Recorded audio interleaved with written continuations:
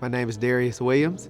I started education back in 2005. I actually was at Talladega College, and I was an English pre-law major.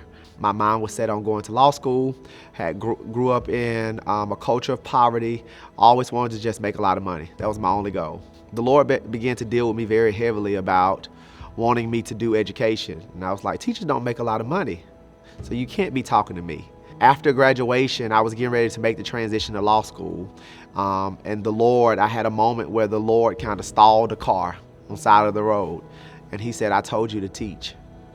And I was like, well, I'm going to law school because I'm trying to make money. He said, this is what I've called you to do. You asked me what you would like for me to do, and I told you education.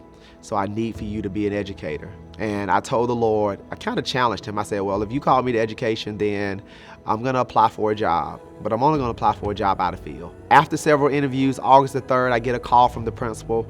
The principal said, I tried to hire 19 people, and now I'm stuck with you. And I looked up at the Lord and said, I guess you really were serious about me doing education. Mind you, again, I didn't have an educational degree. I was an English pre-law major, so I ended up having to go back to school. So I taught math with the English degree. I ended up going from middle school to high school, and I went back to school at UAB and got my master's in educational in math secondary education. And so that started my educational journey. From the beginning of that, though, I've always kind of had big dreams, big goals. I felt like if the Lord called me to it, it wasn't just to affect the lives of young people on a small scale, but on a major scale. So I began to try to envision what that would look like.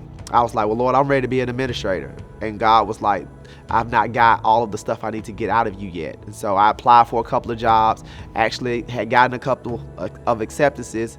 And one job, when we turned, me and my wife, we had looked for an apartment, and when we got ready to come back home, it was like, okay, we're moving, right? And then the boss or the supervisor of that particular school called and said, well, we've decided to go another way. And I asked the Lord, I said, well, why would you allow me to get something and then take it away? He said, I want to show you that I can give it to you, but it's not your time yet. God was always prompting and prepping me for the timing of God instead of wanting it when I wanted it. And so I waited another 2 years, being patient. And the Lord said he wanted to get me to a place to where I was prepared to do what he called me to do. A prophet by the name of Matthew Stevenson prophesied a word to me. He said, the Lord said, you're going to be like Josiah. You're going to bring reformation. He said that I've stuck you in between two places. I've stuck you between the sacred and the secular. And in one of them, you want to run away and just do the sacred thing. But God said, I've not called you to just live the sacred life, but I will place you in the secular system, and I will cause you to bring reformation to that system. I've still, worked another couple of years as a principal, and I believe I got comfortable. And, so I experienced some things on my job, and the Lord pushed me out. I didn't choose to go, but he pushed me out. He was like, this is the time. He was always about timing with me. So he pushed me out, and I was wondering why, the Lord would allow me to transition like he did, but he was saying that it was imperative that I step into this right now. He said to me, I want you to bring an alternative to education. It needs to look like a hybrid. It needs to be a school model that doesn't look like anything else. He said, and I need this model to be catered toward the parent and the child. That it needs to be convenient, conducive, but it also needs to bring the quality of regular education. He says, and really what you're going to do is give everybody an individualized learning plan. And I was like, well, how you do that? That's almost impossible.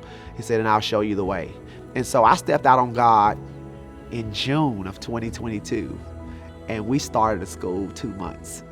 Like, how does somebody do that? God. Nobody but God can do that, right? So we started the school day one. I think we ended up with like 27 kids, from all over. I had children in Saraland, all over the state of Alabama. And I'm like, God, how does a God like you do something like this? And he said, because I've placed my hand upon you to do this work, but you have to stay in my presence. And so we birthed Reformation in 2022. We've been going strong. We're at about 60 kids. The Lord has called me to the system of education to bring a different mindset to it.